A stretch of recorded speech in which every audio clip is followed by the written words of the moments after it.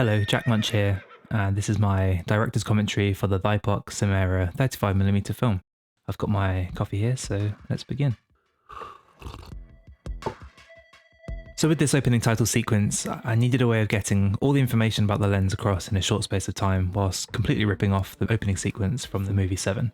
And this is where we begin to explain what the movie is really all about. And you know, at its core, this is a movie about the new Simera 35mm 1.4 M mount lens from Thypoch, a new Chinese brand offering a cheaper alternative to the Leica brand lenses and a competitor to brands such as Voigtlander and TT Artisans.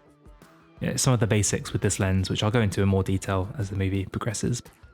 It comes in an all metal finish in either black or silver. The aperture is 1.4 through to f16 and features a unique depth of field indicator showing you your range of focus at any given aperture. It has a retro style focusing notch on the bottom and has the ability of being able to push the focus to 0.45 meters, whereas a traditional Leica M lens will only go to 0.7 meters. There is also an aperture declick feature, so that if you wanted to use this lens for video, you can adjust the aperture in a smooth motion without visibly seeing the stops. Usually with these kinds of scenes in films, the prop notebooks are filled with complete nonsense to help fill the page, but if you look closely, you can see that all of the words written down are exactly what is coming out of my mouth right now. See? Everything I just said down on the page. We spent all of the movie's CG budget making that detail happen, so I hope you enjoyed it. So I think here's where the movie really begins, where I was able to get out for a few days and take some photos with the lens.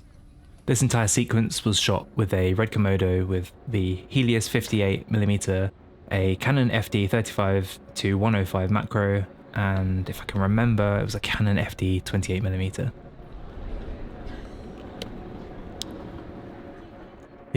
The white trousers were an interesting choice for this film. I'm not quite sure what we were thinking. So on screen you're about to see some of the first test photos I took with the lens on the Leica M6 with Portra 400. You know, when I'm not out shooting with a specific focus, I think these are the kinds of things that catch my eye.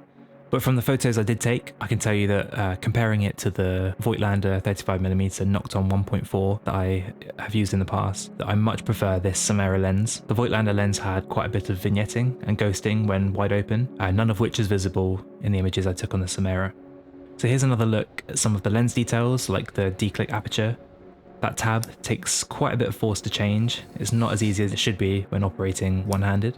And there's the depth of field indicator, which makes understanding what will be in focus and won't be in focus easier. I find it easier to understand than the lines you'd see on a Leica lens, for instance.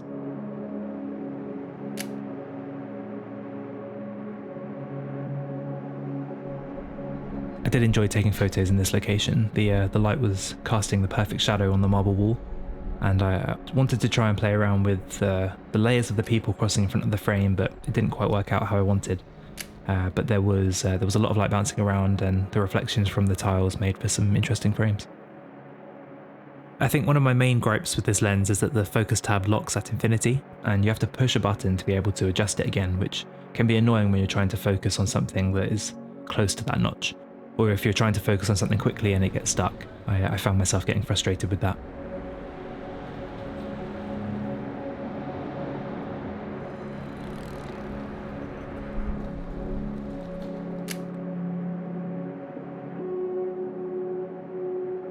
Now we're switching cameras to put it on the digital setup with the Sony a7 III, and to attach it I used the Earth Leica M to Sony E-mount adapter.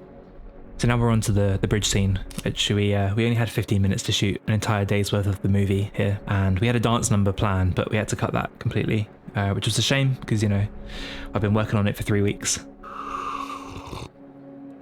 But you know, it's just how these things go. There's never enough time. Never enough time. I think that the lens is designed to have vintage characteristics while still feeling clean but not clinical. You can notice like a slight halation in the highlights, which I don't know if it was intentional, but I think it's just the right amount for what I like to have in my photos without needing to add a filter.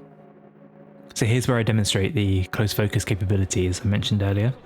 As most rangefinder systems will only allow you to focus up to 0.7 meters, this lens has a dampened effect to let you know when you've hit that limit, but then will allow you to focus closer up to 0.45 meters. So when using a digital camera, you can focus using the viewfinder and then get closer to your subject. Even though at the time of making this film I'd only shot with the lens for a few days, I did really enjoy using it. First impressions were very strong, the build quality was great, and it feels right at home on the M6. And it has a substantial weight to it, but not too heavy that it becomes uncomfortable to hold when you're out shooting for a few hours.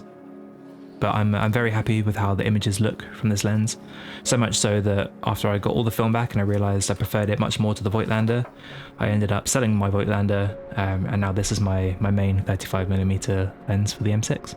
So I think if you're looking for a cheaper alternative to the Leica lenses without sacrificing on quality, it may be an option for you. I haven't compared it to any TT Artisan lenses, but from what I've seen online, it looks as good, if not better. And that brings me to the end of my commentary. It's nice to be able to take a break from editing my next film, The Observer, which will be out shortly after you see this. I hope that I can continue to make films and that you continue watching them. So thank you.